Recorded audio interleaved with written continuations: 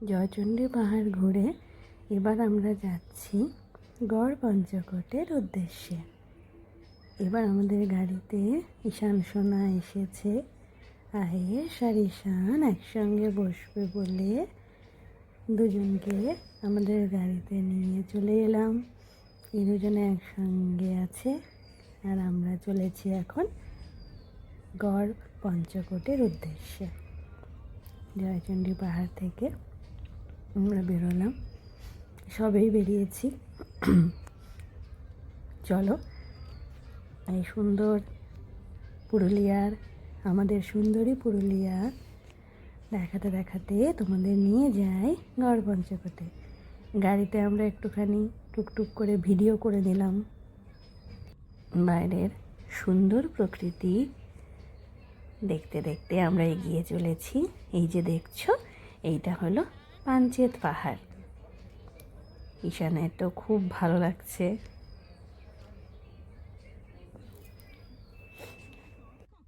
বাইরের সুন্দর প্রকৃতি তোমাদের দেখাই, দেখো এই সুন্দর বাইরের দৃশ্য আর আমাদের গড় পঞ্চকোট যাওয়া। পাঞ্চেত পাহাড়ের কোল দিয়েই গড় পঞ্চকোট যাওয়ার রাস্তা। বেশ অনেক গাড়ি পেরোচ্ছে, অনেকেই এসেছে। এই সময়টা একটু ছুটির সময় তো, তাই অনেকেই এসেছে বাইরে থেকে গড় পঞ্চকোট ঘুরতে। দেখো পাঞ্চেত পাহাড়ের কোলেই আমাদের গড় পঞ্চকোট। গড় পঞ্চকোট পৌঁছে গেছি। এই দেখো, এইগুলো আজও অতীতের কত স্মৃতি বহন করে চলেছে। গড় পঞ্চকোট পৌঁছে গেছি, তো ভাবলাম নামার আগে বাচ্চা দুটোকে বিরিয়ানি নিয়ে এসেছিলাম, সেই দুটো একটু খাইয়ে দিই, ওদের খুব খিদেও পেয়ে গেছে। এখানে নেমে হাঁটাহাঁটি করতে হবে। বিরিয়ানি আর এই দেখো ডিম সিদ্ধ নিয়ে এসেছিলাম বাড়ি থেকে, এদেরকে বিরিয়ানি খাইয়ে, এই যে মা ডিম ছাড়াচ্ছে, ডিম সিদ্ধ বিরিয়ানি আমি খাইয়ে দিচ্ছি দুজনকে। নিয়ে খেয়ে তারপরে আমরা গড় পঞ্চকোট চলো তোমাদের দেখাই। এই যে দেখো আমরা সবাই, এটা হলো আমাদের পুরুলিয়ার গড় পঞ্চকোট। আমার মা দুই নাতিকে নিয়ে গড় পঞ্চকোট মন্দিরের সামনে দাঁড়িয়ে, পুরুলিয়ার পাঞ্চেত পাহাড়ের পাদদেশে অবস্থিত এই গড় পঞ্চকোট। চারিদিকে ঘন সবুজ বনভূমি আর পাহাড়ের স্তব্ধতা। মানভূম রাজাদের রাজধানী ছিল এই পঞ্চকোট। যে ভাই ফটো সেশন, বৌদি ফটোটা ভাই ভালো করে তুলে দেয়নি, বৌদির ফটোটা বৌদি গেছে। এই যে কর্তামশাই, ভাই আর দাদা সব ফটো সেশন চলছে। এবার আমরা এগিয়ে চলেছি সামনের দিকে। এই দিকে দেখো,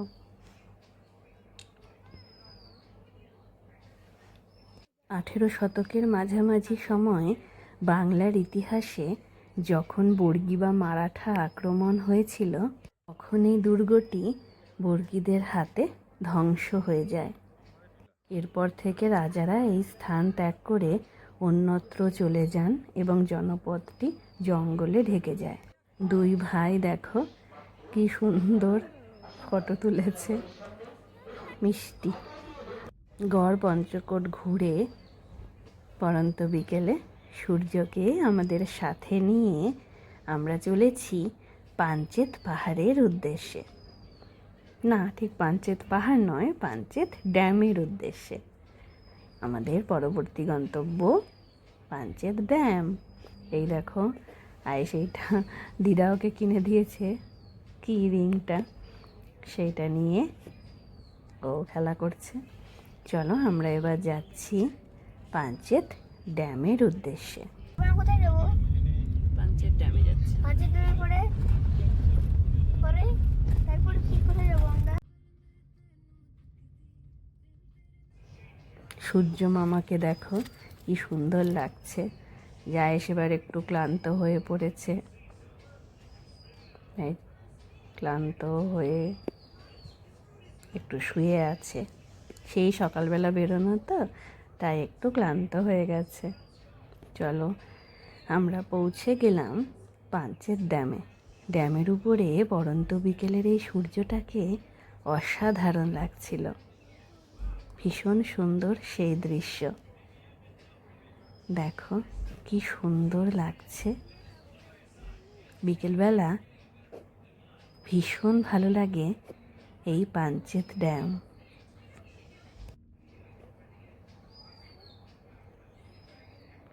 আমরা এখন গাড়িতে করেই যাচ্ছি।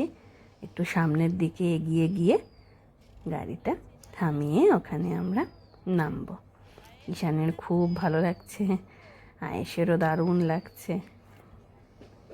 সত্যি পড়ন্ত বিকেলে পাঞ্চেত ড্যামে অবশ্যই তোমরা যদি পুরুলিয়া ঘুরতে আসো, পাঞ্চেত ড্যামে বিকেলবেলা সূর্যাস্তের দৃশ্য দেখতে মিস করো না। অবশ্যই চলে এসো বিকেলবেলা পাঞ্চেত ড্যামে।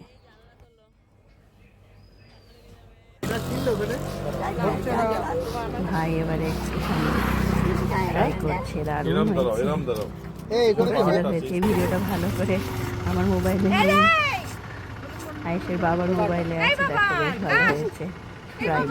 ট্রাই খুব সুন্দর হয়েছে। চলো পাঞ্চেত ড্যাম, এগুলো কি? অনেক ফটো তুলে আমরা তো ড্যামের উপরে আসি, দেখো কত সুন্দর। এইটার নাম হলো পাঞ্চেত ড্যাম। স্ন্যাক্স খেতে। আর নিচে এগুলো কি? অনেক ছোট বাড়ির গাছ। এই জিনিসগুলো কি বলে না? এগুলো কি জানো? আমাকে কমেন্ট করে জানিও। নিচে এগুলো কি বলো তো? নিচে এগুলো আর দেখো কত সুন্দর সোলার প্যানেল আছে। এত বড় বড় কেন? এগুলো সব রাখা আছে। এগুলো এরকমই হয় বাবা, বড় বড়। এইগুলো কোন কাজে সাপ্লাই দেয়? আর আর এই সোনার প্যানেলগুলো কারেন্ট তৈরি করে। দেখো অনেকগুলো আছে, তোমরা কাউন্ট করতে পারবে? চা খেয়ে তারপরে চিংড়ির চপ, আলুর চপ সব খেয়ে আমরা, সেই সময়টা ভিডিও করা হয়নি, মোবাইল কাছে ছিল না, তো সেই সব খেয়ে আমরা ফিরছি। এবারে ফিরতে ফিরতে সন্ধে হয়ে গেছে, প্রায় অন্ধকার হতে চললো। যে ড্যামের উপর দিয়ে আমরা এবারে ফিরছি। এই দেখো, এই যে আমরা চললাম। এইখানে তোমরা দেখো দুটো বড় বড় ফ্যান দেখতে পারবে। দেখলে কত বড় বড় ফ্যান ঘুরছে দেখো। এই ফ্যাক্টরিটার ভেতরে দুটো বড় বড় বিশাল আকারের ফ্যান।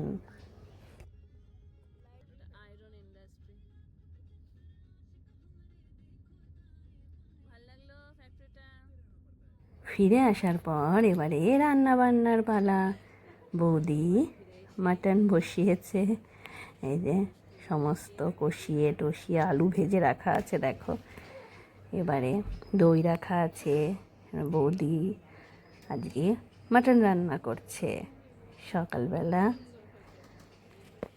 মাটনটা আয়েশের বাবা কিনে এনেছিল, কিনে এনে আমরা ম্যারিনেট করে রেখে গেছিলাম। এসে রান্না বান্না শুরু। আর এইদিকে দুই পুচকে হরর মুভি দেখছে। এই জন্য আমাদের ঘরে এই নীল বাল্বটাকে জ্বালিয়ে রেখে দিয়েছে, আর নিয়ে ওরা নাকি হরর মুভি দেখবে, তো সেই জন্য এরকম লাইটিংয়ে হরর মুভি দেখতে হবে। এই যে আমি আবার লাইটটা জ্বালিয়ে দিলাম, টিউবটা নিয়ে। এবারে এদের চলছে মাতামাতি, আর আমরা এবারে এদিকে রান্না বান্না চলছে। চলো রান্না বান্না এখনো কষানো হচ্ছে, চলছে কষানো, দারুণ সুন্দর। পরের দিন ছিল 26শে জানুয়ারি। তো আমাদের এখানে 26শে জানুয়ারির দিন সবাই সেউ বোঁদে খায়। তো বাবা দাদা বললো সেউ বোঁদে খাবে, তো সেই জন্য আমরা সেউ বোঁদে কিনে এনেছিলাম স্কুল থেকে ফেরার সময়। এখানে ঈশানের খুব ইচ্ছে হয়েছে এই বোটটা চালানো, দেখবে বোটটা কীভাবে চলে। সেই জন্য আয়েশের বাবা এই বোটটাকে এবারে চালিয়ে দিল। আর এই দেখো কি সুন্দর বোটটা ঘুরছে। আমার দারুণ লাগে, এটা আমি কিনেছিলাম আয়েশের জন্য। তো নিয়ে এই যে বোটটা এই যে জলে চলে দেখে আমার দারুণ লাগে, ঈশানেরও খুব ভালো লেগেছে। চলছে এই যে আমার মা। চলো, বোটের এই আওয়াজটা খুব সুন্দর। এটার প্রতি আমার একটা অদ্ভুত আকর্ষণ আছে ছোটোবেলা থেকে। আমার বাবা যখন ছোটো ছিলাম, আমরা যখন হরিদ্বার ঘুরতে গেছিলাম, তখনই আমার বাবা এই ওরকম একটা বোট আমায় কিনে দিয়েছিল। আর আমরা বাড়ি এসে আমি আর বোন সারাক্ষণ শুধু এই বোটটাই চালাতাম, এত ভালো লাগতো। সেই জন্য আমি আয়েশের জন্য অনেক দিন আগেই আয়েশের জন্য আমি এই বোটটা অনেকবার চালানো হয়েছে। এটা আমি অনলাইনে অর্ডার দিয়ে কিনেছিলাম। এই যে বোটটা কি সুন্দর চলছে দেখো, খুব খুশি। আজকে বৌদিরা চলে যাবে, দাদা বৌদিরা। সময়টা কিভাবে যে পেরিয়ে গেল বোঝাই গেল না।